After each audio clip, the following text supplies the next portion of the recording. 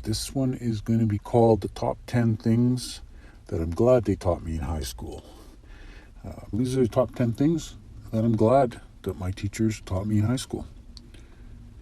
Number 10 was Rhyme of the Ancient Mariner. So this is a very long poem by Samuel Taylor Coleridge, 1797.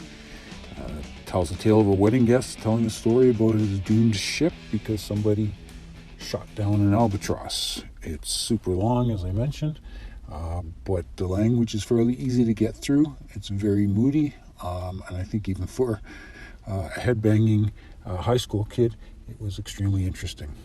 And speaking of headbanging, of course, it was done a nice long song by Iron Maiden. And our teacher actually allowed us to bring in the tape, yes, a cassette tape, and we played it, and he had never heard it before, and he liked it. He said that they did a good job of being true to the poem. So that was cool as a kid, too, to see a teacher, back in the 80s, actually showing interest in what you liked. So that was number 10. Number 9 is archery. So we have mixed feelings about gym class, obviously, from high school, for good reasons. So archery was a very cool one that we got to do. So back in the day in the 80s, it's not like it is today. We didn't have rock climbing facilities and archery and axe throwing like all the kids do with by the time they're 12 years old and have had birthday parties. When we were kids, birthday parties were either at houses or you went bowling or mini golf, or the occasional creepy parent would take you swimming. So archery was a very cool thing to be able to do, and nobody had ever done it before, and it was very objective because it could be scored on how well you shot, unlike basically any other block of physical education, which was very subjective, and we all know how gym teachers were. So this was a very fun one, and as somebody that was obsessed with Dungeons and Dragons and that medieval type thing, that was a lot of fun to get to do archery. So very much enjoyed that. Number 8, European history. So yeah, it sounds kind of boring, but really, I mean, in history, when you did the stuff about the Stone Age and the Bronze Age and all that sort of stuff, that was extremely boring. And other than that, you were lucky you got to do World War I, World War II, or maybe a little more interesting. In the program, I was in an advanced program for high school and had a European and international flavor to it, and we took the French Revolution, Enlightenment, the Renaissance, all those wonderful things. And, well, at the time, I'm not sure I totally appreciated it. I think a lot of it did stick. And now, as we're getting older, we're getting closer to retiring and looking at touring Europe and that sort of thing, it definitely gives me more of an appreciation for Europe and something else to think about when we travel. So I actually really enjoyed getting to know that European history and how it tied in. So the French Revolution preceding the American Revolution was very interesting. Number 7. Welcome, dear Rosencrantz and Guildenstern. Something have you heard of Hamlet's transformation? Since nor the exterior nor the inward man resembles that it was. Heaven make our presence and our practices pleasant and helpful. Was Rosencrantz and Guildenstern Are Dead. This was a play, so you read it as a play by Thomas Stoppard. Obviously, it was based on the 2 hapless characters from Hamlet, Shakespeare's Hamlet. It was written in 1966, and of course they go about their business delivering the message from Hamlet, not realizing that they are going to be killed at the end. So they are going to their fates, and we all know that, but they don't. And of course they're kind of a couple of bumbling fools, almost like a medieval version of Bill and Ted. And in addition, they made a movie out of it in 1990, which was slightly after I graduated from high school. And it was with Tim Roth and Gary Oldman. Talked about 2 fantastic actors, and it was a super movie and extremely funny. I highly recommend, if you haven't seen the movie of Rosencrantz and Guildenstern Are Dead, that you check that one out. Number 6, Steppenwolf. Another novel. This was a novel by Hermann Hesse. So we had read Siddhartha, which was okay. I kind of enjoyed it. And then we had individual projects where we had to choose an author and read a bunch more, and then write a long, paper about him.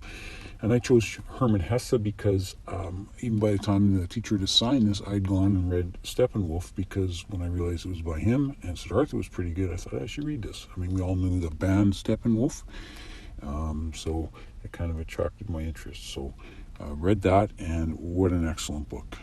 I would never have read that if I hadn't gone, hadn't been led to it in high school, and I'm so glad I did. It's 1927. It tells the story of Harry Haller.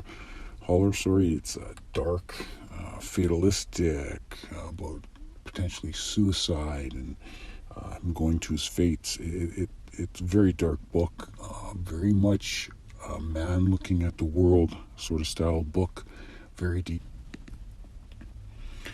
That was number 6. Number 5 was another gym class, was field hockey. Yes, field hockey.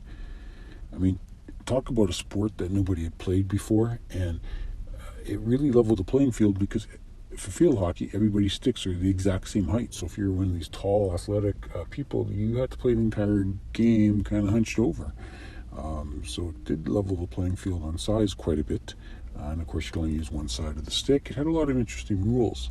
It was a lot of fun. We mostly played inside, but we also played outside as well. Of course, field hockey is more of in North America, is more of a sport they throw out for women to have a girls' team at school to kind of even the playing field. There was no men's field hockey league, only a women's, which was too bad, because it was an extremely enjoyable game. Loved it, and of course, haven't played it since. Number 4, my favorite poem of all time, by Robert Frost, Acquainted with the Night. I have been one acquainted with the night. 1927, it's extremely short and moody. As a guy that played a lot of Thieves and Dungeons and Dragons, I really enjoyed it. It just resonated as something that your thief character would be thinking or going through. Surprised later to hear a lot of the theories about it, dissertations, that it's about actually having writer's block and kind of just struggling to get out of having writer's block. Very moody, fantastic little poem. Number 3 was a game called Guns or Butter, which was a concept, an economic concept, had gone back since about World War I believe. The game was from 1972, and it's all about trading off security items like guns against non-security items like butter, and what the effects are on your country and your society. It was like an earlier version of strategy board game like they have now, where you get a lot more games like Catan and Pandemic, etc. You can see Guns and Butter on Board Game Geek. It would be extremely hard to find now, I imagine. It's interesting because the description says it is a classroom simulation of various nations at peace, in dispute, and at war. So right there they say it's a classroom simulation. That's what it was meant for. It was a lot of fun, and I mean, mostly back then, like I mentioned, I played role-playing games and D&D and stuff. But now as I'm older, I'm getting more into the board games and away from the role-playing. And this was definitely, could have been almost like a gateway game. It was so much fun. Number 2, Macbeth, of course, by Shakespeare. My favorite Shakespeare play. Now, Shakespeare, the comedies are atrocious because, there's a saying about jokes aren't funny if you have to explain them. Well, when you're reading Shakespeare and you're trying to get through it and you finally understand what they said, it's no longer funny. But his dramas were very good. I mean, I really enjoyed Macbeth. Most people, it's either Macbeth or Hamlet. I mean, we also read Othello, Julius Caesar, probably a couple others that I'm forgetting. But for me, Macbeth was definitely my favorite. But then the cool part about it in high school was, how excited you got when the audio-visual came out with the TV and you got to see it, like, you read To Kill a Mockingbird and then you got to see the movie, or etc. Well, our school took it up a notch, and they took out the gym, or not the gym, the theater, and we had Roman Polanski's version of Macbeth, the tragedy of Macbeth, which was from 1972, and they broadcast it on the big screen in the theater with the lights out, just like a normal movie, and it just blew me away. It was a fantastic movie, a fantastic setting, and really added something. It was a lot of courage, I think, by the teachers to actually show this to us, because first off, Roman Polanski, of course, had already been charged and evaded to Paris, etc., basically a child molester, but it doesn't take away from the great art, I suppose. So depending on how you look at that, whether it was responsible, irresponsible of the teachers to show it, or courageous, but I think at the time I didn't even know about that, and but it was an amazing experience and really increased my love of Macbeth.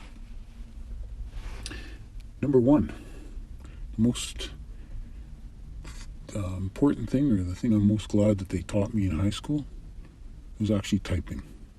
Yeah, of all the things they taught me in high school, typing was the most useful.